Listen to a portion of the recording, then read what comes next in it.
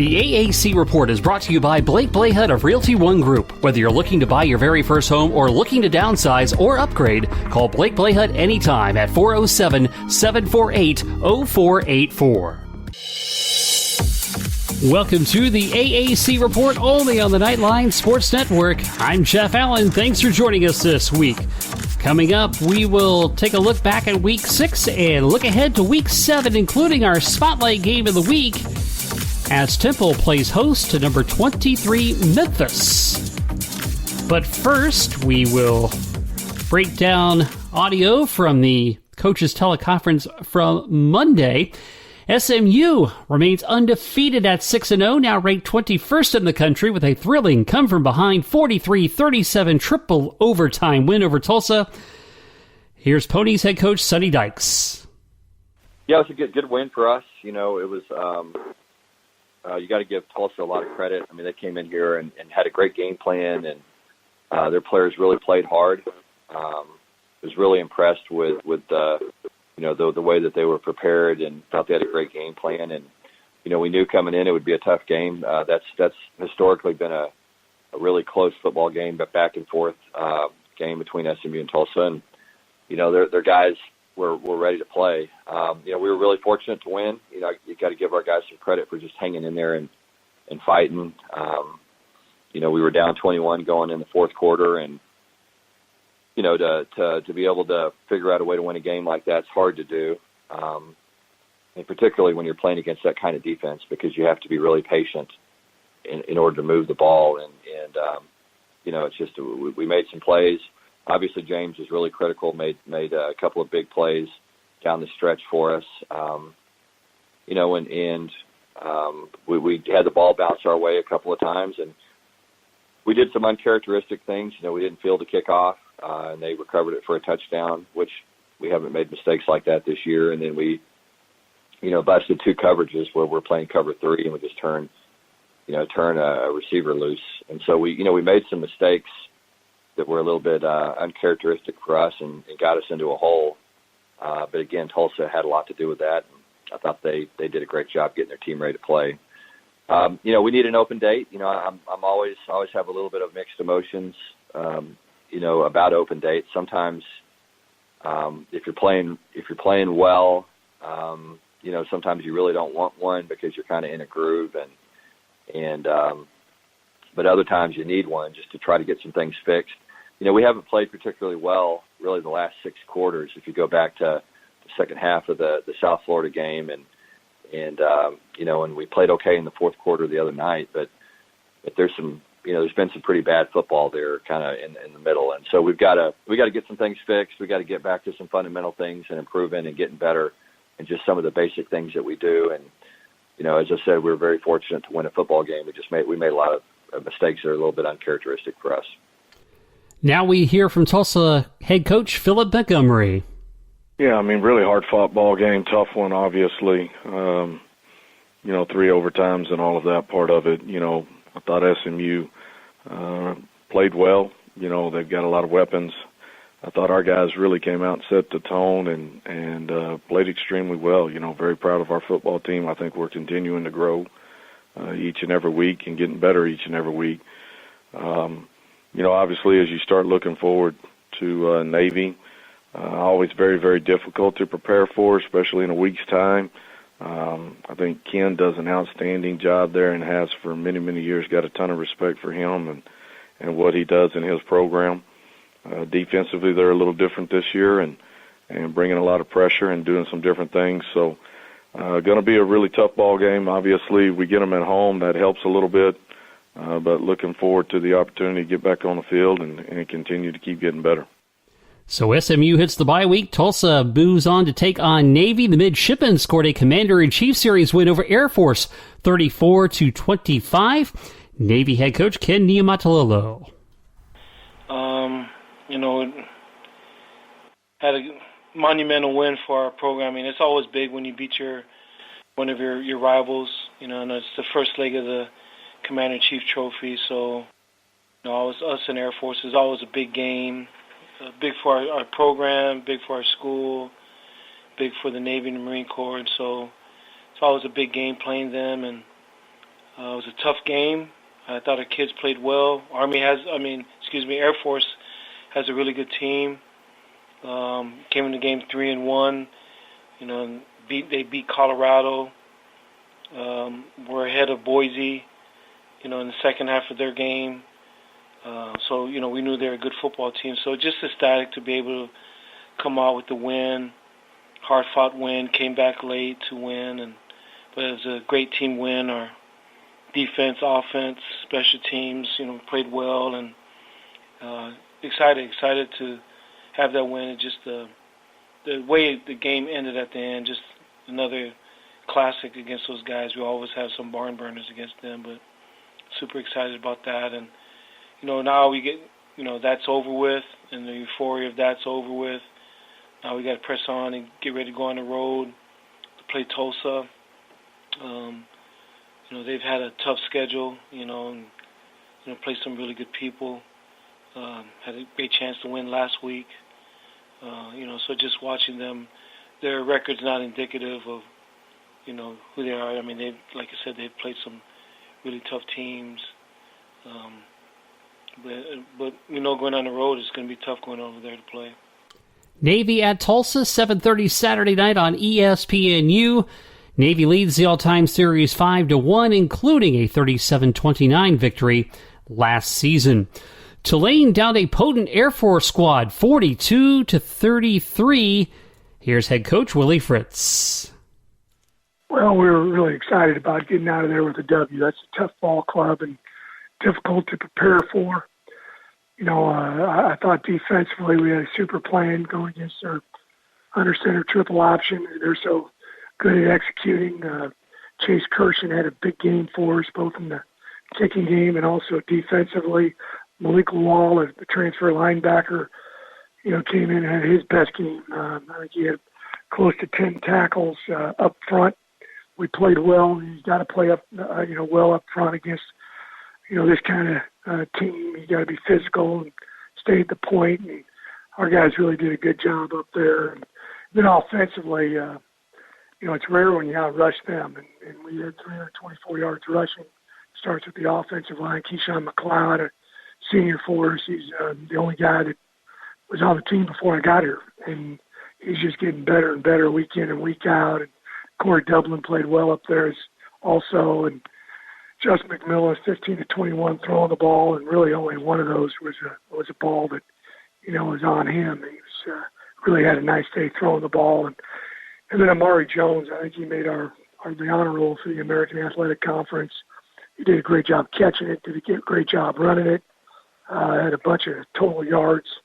I think he had like 250 or pretty close to it, total yards. And Corey Dauphine had another great game running the ball. He had 9 carries for 75 yards. So excellent job offensively running it, excellent job defensively, not allowing them to be successful as they normally are running it. And, that's what led to us winning. We got to drop it and move on to Connecticut. Happy we're back at home.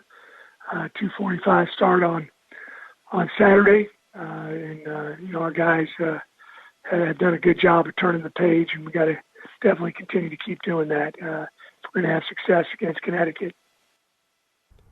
So the Green Wave move on to play UConn this week. The Huskies were defeated 48-22 by South Florida. Here's Huskies head coach Randy Edsall.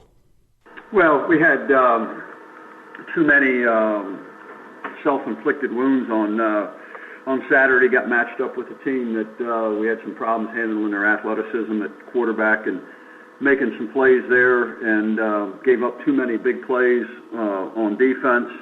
And then, offensively, we just had some opportunities that we missed out on that prevented us from being as productive as we needed to be. And then, we go play Tulane this week, who's playing very, very well. Impressed watching them on film. They're playing at a very high level. So, again, we have to have a great week of preparation in order to give ourselves an opportunity to go down there and get a win. Now we hear from Bulls head coach Charlie Strong. Well, they had a good win up at UConn, and our team played very well. And were able to generate some points finally on offense. We're able to just move the football. we talked about just playing physical, playing fast, and playing smart. And that's what we're able to do. First time we got Cronkite end up rushing for over 100 yards, and then Bryce Miller came through and made some really big catches for us. Jordan played a really good game at the quarterback position. Defensively, we were able to get some tackle for losses and get some sacks, but just didn't come up with many turnovers. But we got to still improve. We still got to get better. There's just one game, and we got a big opponent coming in this week with BYU, having wins over Tennessee and USC. They're a team that's physical. They're a team that's very athletic, and a team that's very aggressive. So we're going to have to be at our best. We're going to have to play well and play well at home. Anytime SMU came in here and they really embarrassed us, and then we had an embarrassing loss to Wisconsin. So it's good to be back home, but we're going to have to play good. We got a home crowd in front of us. So UConn will be at Tulane. That'll be 3:45 on ESPNU.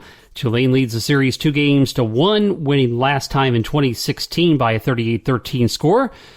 And as Charlie said, South Florida will host BYU 3:30 on CBS Sports Network. First ever meeting between those two schools. Cincinnati downed our UCF Knights, breaking our hero streak of 19 straight conference wins. Bearcats coach Luke Fickell. Well, obviously, an exciting Friday night for us. I'm so happy, not just for our team and our program, our kids, but also for our university and our student body, because we won, which makes it all that much better. But just the night and their ability to come out and make it and create an atmosphere and make it an event, I think was just special. Special for our players to see the support. I think also for our community to see the support, and I think it goes a long way. In a big game like that, to have that kind of support, I think is really kind of shows. I think. Not just us, but around even the country, that the things that are going on here, not just in the football program, but in general in our community and in our university. So it was a great night. Obviously, we played really well in order to knock off the best, and I think that's what we had to do. Jarrell White being one of those guys that just showed up both special teams-wise and defensively. Some really, really big plays. He knocked the ball loose on a kickoff late in the game that we didn't recover, but it was a huge play. Picked one off in the red zone. Had 3 or 4 tackles for loss, and just a really aggressive, disruptive guy that's continuing to grow for us. He doesn't always start. We got some guys that roll, and we played 22 guys out there defensively a significant amount of time, and it's not always the easiest to not be maybe the guy out there starting, but guys that are rolling in and respect each other, that they don't really care who's the starter. And then obviously James did a great job for us. I think he had 4 punts inside the 10-yard line. We ended up with a plus 10.7 differential in field position, and basically all to James and his ability to drop the ball down in there and give us a chance, with that offense and the way they are, to, the only chance you got is to make them have to drive. And if they've got any bit of short fields, it's really, really difficult. And I think the combination of all that together is what gave us an opportunity to win. The win brings the Bearcats into the rankings at number 25. Next up for them will be the Houston Cougars, who are coming off a bye week. Houston coach Dana Holgerson. It is a good time for a bye week. Just as far as the 5 weeks that we had to start the season, it's really nice to be able to play a home game, a conference home game. Being the middle of October, you'd think that would have happened earlier, but it's just the cards that we've been dealt, and we'll deal with it. But we've, got healed up and had a good week of practice, got some recruiting done, and had an opportunity to get a little ahead on a really, really, really good Cincinnati team coming to Houston here this Saturday. Cincinnati at Houston, 3:30 on ESPN2. The Cougs lead the all-time series 15-10. The last meeting was in 2016, which the Cougars won 40-16. And now for my Nichols work on my easy for me to say, my Nichols worth on UCF, because 2 cents is not enough. First, let's hear from Coach Josh Heupel. Yeah, obviously everybody's disappointed in the outcome of the football game. I'm pleased that our kids continue to fight and compete for 60 minutes there. Opportunities that were squandered offensively in the red zone, turnovers, You lose the turnover battle. It's tough to win against a good football team on the road. A lot of areas that we have an opportunity can be better in, and we'll focus on those things here this bye week and get ready for the following week. And now for that Nicholsworth, and you may have heard some of these comments when I joined Andrew Fagley on Knightline the morning after this past Sunday on ESPN 580 Orlando. First of all, Dillon Gabriel, he's still a true freshman, and freshman quarterbacks are going to have struggles in their initial campaign, and he certainly had those. Part of it due, you got to give credit to the Bearcats. Their defense was very stout. They brought lots of pressure, lots of different schemes, and Gabriel did kind of focus quite a bit on his initial receiver. He obviously targets Gabriel Davis a lot. Who wouldn't? He had the 13 catches, had a great performance. Certainly a great safety net for Dillon. And the other aspect is the offensive line has not played as well as advertised, especially in these two road games at Pittsburgh and at Cincinnati. So, yeah, they have not handled the defensive intensity of those two teams, and those teams really schemed well against them. So it'll be interesting to see how they play moving forward, especially when they hit those road games once again. Meanwhile, it's tough for the Knights because they've now lost a conference game, so it's going to make it challenging to win the division, since Cincinnati will have a game up on them there, but it's still out there, plenty to play for, can still win the conference. It's going to take a little help from outside, but if the Knights truly stick to 1-0 every week and get that job done, it's not completely in their hands just yet, but they have to focus, get to work, and get the job done. So there you have it. The Knights get the week off, as does their next opponent, ECU. Pirates head coach Mike Houston reflects on their loss to Temple this last Thursday. Well, I think, first off, what a great environment we had last Thursday night here at Daddy Ficklin Stadium. The national stage with the ESPN game. It's a great opportunity for our program and for our institution to be spotlighted like that. And certainly we're facing a extremely talented, well-coached Temple football team, which I think is probably one of the better teams in our league. And certainly it's, it didn't turn out the way we wanted it to in the end. I'm pleased with some of the progress that we're continuing to see from week to week. I do think that we're improving, but we're facing a team that obviously is playing at a very high level, and just made too many mistakes there to win the ball game. But it's one of those things each week in this league that we're going to see a very talented roster and a tremendous challenge. So the bye week comes probably at a pretty good time. 6 games in, sitting at 3-3, gives us a chance to evaluate really everything. And with our team, you look at our roster, you have really a fairly small senior class this year, and so much of your team is so young that really we're focused on continuing to develop our players, and so it's going to be a very fundamental week in all 3 phases. It's going to be one where we really try to just bring some guys a little bit farther along, continue to look at some ways to do things better. Get a chance to look at some of our younger guys that maybe have not been traveling and playing, and just give them a chance to get some reps this week, and so and then get a jump start on the preseason favorite in our conference, UCF. So a lot of work to do this week, and excited about the second half of the season coming up. So the Knights and the Pirates will play on the 19th after the bye week this week. Will be interesting to see how Coach Josh Heupel gets them re-engaged moving forward after a second loss on the season.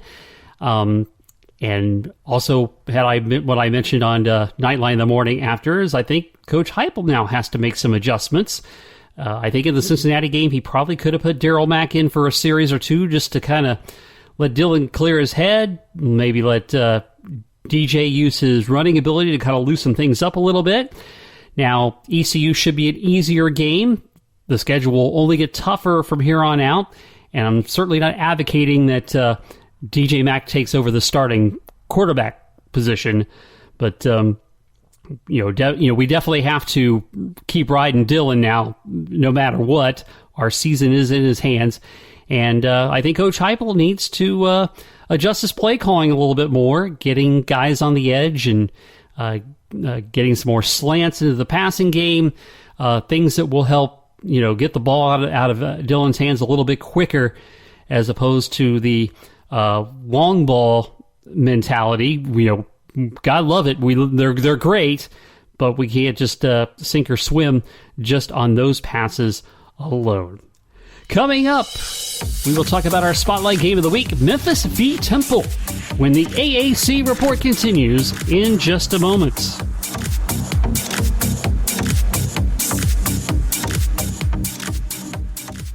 Are you tired of the endless money pit of paying rent? Do you have a home you need to sell for top dollar? Talk to the Hometown Advantage award-winning real estate professional and fellow UCF Knight, Blake Blahut of Realty One Group. Blake has proven to produce results and a smooth process for his clients all across Central Florida. Whether you're looking to buy your very first home or looking to downsize or upgrade, talk to Blake Blahut. Visit him at his website, Blake'sOrlandoHomes.com, or contact him anytime at 407-748-0484. Again, Blake'sOrlandoHomes.com and 407-748-0484. Get the hometown advantage by working with Blake.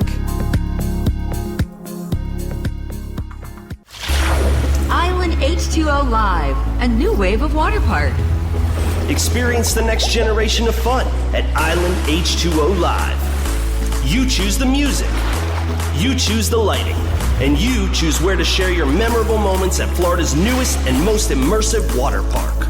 Island H2O Live. Now open in Kissimmee, located off US 192 and State Road 429 on Inspiration Boulevard. Island H2O Live. Memphis rolled to a easy win over Louisiana Monroe. Tigers coach Mike Norvell. Yeah, proud of our football team. We were able to go through the non-conference schedule, undefeated. That's something that, we always want to capitalize on the opportunities that we have, and that was one of our objectives to play well in non-conference play, and we were able to do that. And I thought the explosive plays in the game last week were critical. I thought special teams played at a very high level. We gave up some things there, defensively at times, but there at the end, I thought our guys responded well and were able to finish the game. And so we've got a lot of things we got to continue to improve on. We're coming back into conference play, and to go on the road, against what I believe is one of the best football teams in our conference. We know we've got a great challenge, but we're looking forward to the week of preparation, and it's going to be a heck of a matchup there on Saturday. The Tigers cracked the top 25, coming in at number 23. Next up for them is Temple, who knocked off ECU 27-17. Owls coach Rod Carey. Yeah, the game last week, ECU, feels like a lifetime ago. It was on Thursday, so we're well into Memphis. Obviously, we're happy. Any road conference win is a good one, and certainly we're happy we came away in a hostile environment with a good win.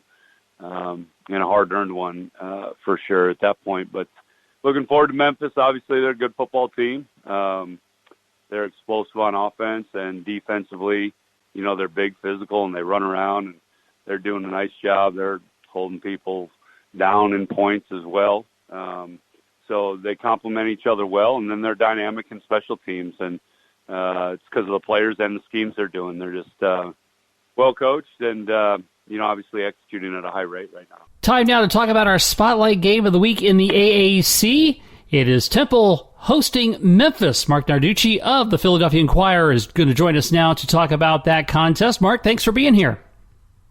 Good to be here, Jeff. So, Marc, as Temple has gotten off to a 4-1 start of the season, how would you assess things to this point? Well, I thought it was possible they'd be 4-1 at this point, though. I didn't think they'd lose to Buffalo. That was the game where they scored the first touchdown and then gave up 37 unanswered points, a mistake-filled game where they had 4 turnovers and they had 1 punt snap that resulted in a 40-yard loss. So, but other than that, they have 2 wins over Power 5 schools in Maryland, who was ranked at the time. Temple beat them, and then Georgia Tech, that's really struggling offensively and is going to struggle, I think, to win any games from here on out. So, I think it's been a pretty solid performance by them, but we're going to really know this week now when they take on an outstanding Memphis team. Well, I would say one of the keys for the Owls has been the running of Ramon Davis. Can you talk about what he has been doing so far? He's had a tremendous year, and he was a guy that was the talk of training camp, and it's just continued from now. He's not a very big guy. He's 5'9", about 210 pounds, but he's really given him some outside burst, and he can also run inside as well. And they've been using 2 running backs. In fact, he doesn't always start. It's redshirt senior Jagger Gardner and Davis have done most of the rushing so far. Davis has rushed for 503 yards. He's averaging 6 yards a carry, so he's done a really nice job. And when Rod Carey took the job from Northern Illinois, he certainly follows in the mold of Temple coaches bringing toughness. Can you talk about his impact on the team?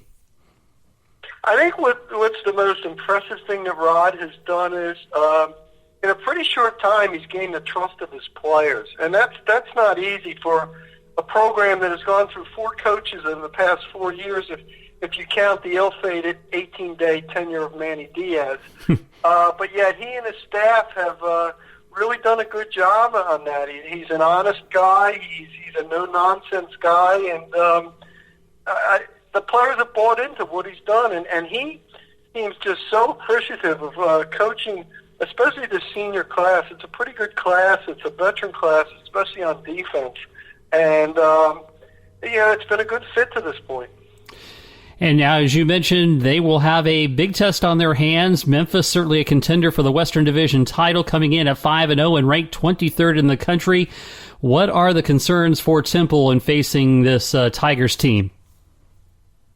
I think it's facing a guy in a passing attack like Brady White.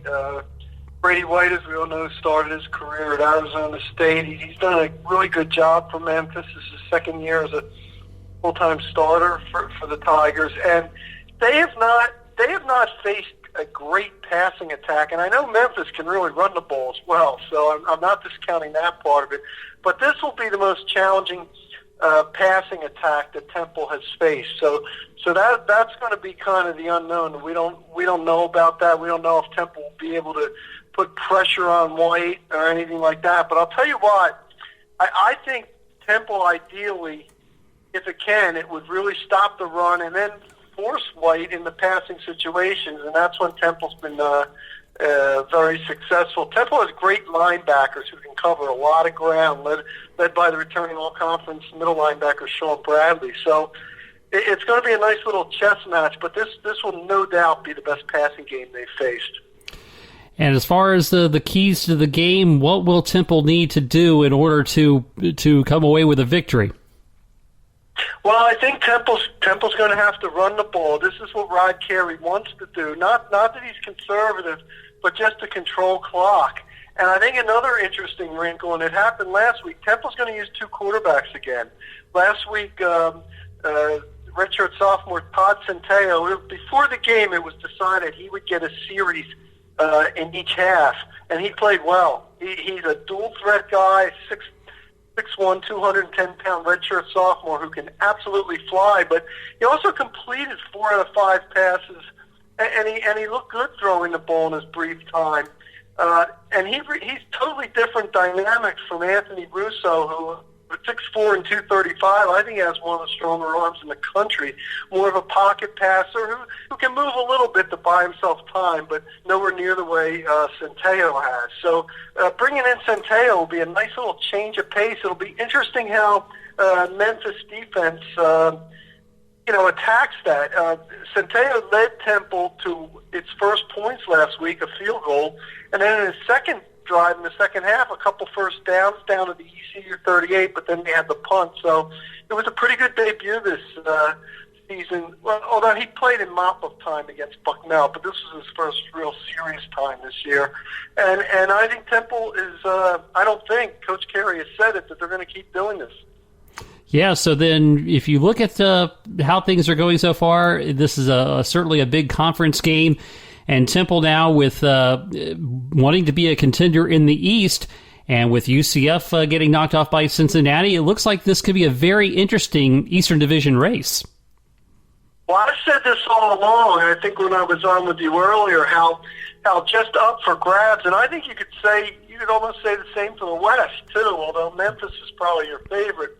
But how just up for grabs the East. I thought the East would be a 4-team race, although USF has not played that well to this point, so they'll have to show me more. But still, UCF, Cincinnati, and Temple, I think it's going to be a pretty good battle among those 3 teams. Yeah, and it could very well come down to a very interesting game between Temple and Cincinnati late in the season that could be a deciding factor. There's no question about that. That game's also at Cincinnati. Cincinnati already has UCF out of the way after beating the Knights. So it should be interesting. Temple certainly hopes that November 23rd game at Cincinnati has championship bearings. And as far as this weekend is concerned, do you have a prediction on the outcome? I think Temple's going to win the game. I know Memphis is about a 4-point favorite, and they're an excellent team, but I think this is going to be the game that's kind of going to decide Temple's season to say whether really the Owls are going to be a major contender. And I think they're ready for it. They had the one let down against Buffalo. They said they've learned from that. So we'll have to see. But, they're playing at Lincoln Financial Field, which is also the home of the Philadelphia Eagles, and at home. And I think that'll be a benefit to them. So I give Temple a slight nod in this one. All right, Marc Narducci of the Philadelphia Inquirer. As always, we thank you for giving us a breakdown on the game. Okay, my pleasure. Thank you. Memphis at Temple, a high noon Saturday showdown on ESPN2. They have split the 4 games they have played, Memphis winning the last time in 2016 by a 34-27 count.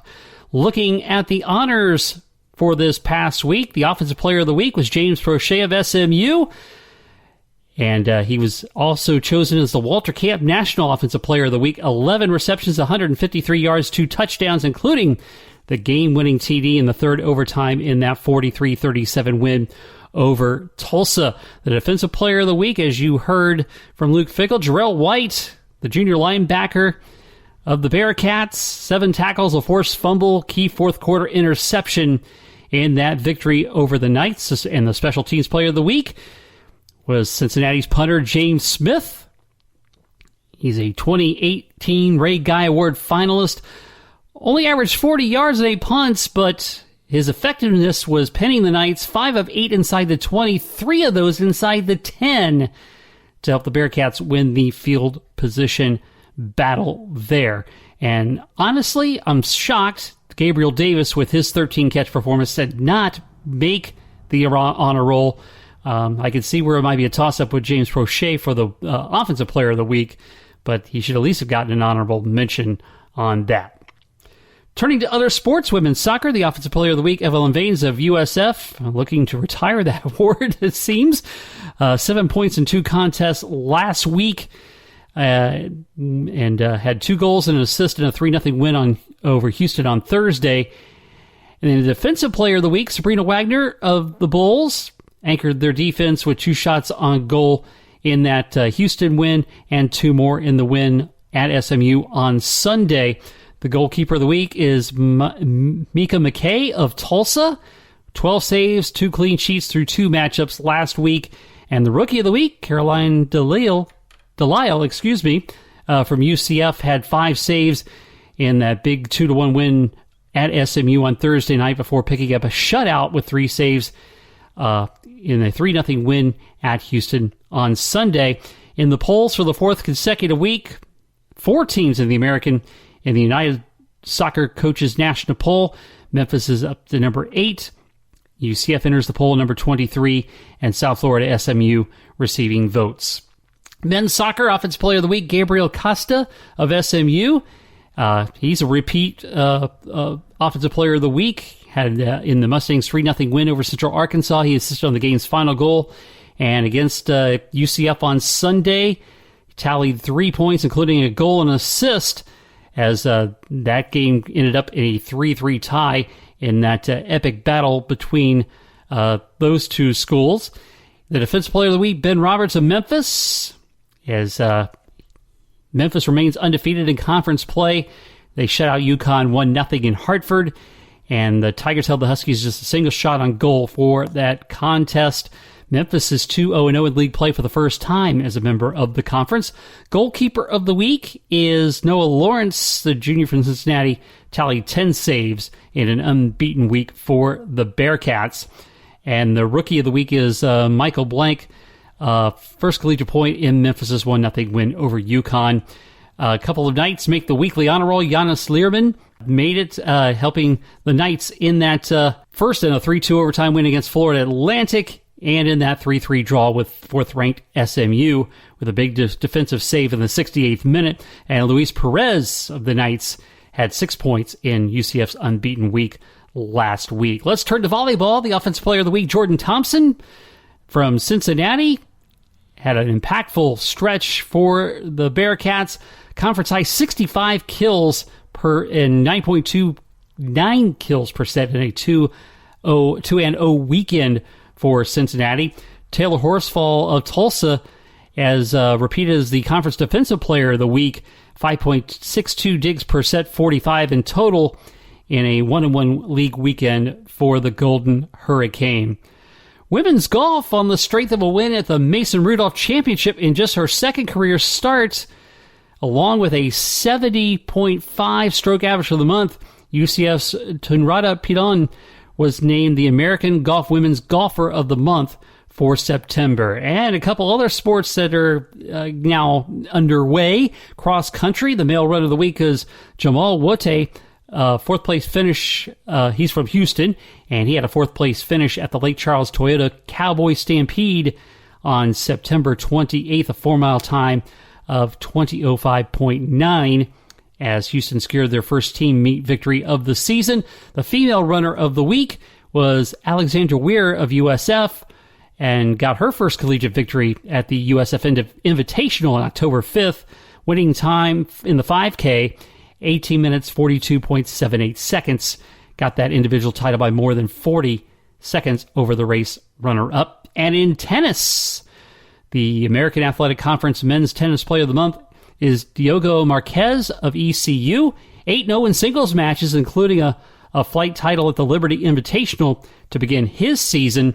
And the American Athletic Conference Women's Tennis Player of the Month, Martina Okolova of Tulsa, ranked number 73 in the preseason Oracle ITA singles rankings, number 5 in doubles. She went 3-0 in singles play, 2-1 in doubles at the Mizzou Invite. Well, an off week for the Knights on the gridiron as they will play East Carolina on the 19th. And we'll have all the coverage here on the Knightline Sports Network to get you ready. Knightline with Trace and Andrew drop on Sunday night, the Sons of UCF, with our guys Adam and Mike. I'll be back with another edition of the AAC Report, and we will also have the Knightline Extra previewing the game in depth with the Pirates. So that will do it for another edition of the AAC Report, only on the Knightline Sports Network. I'm Jeff Allen. Thanks for listening.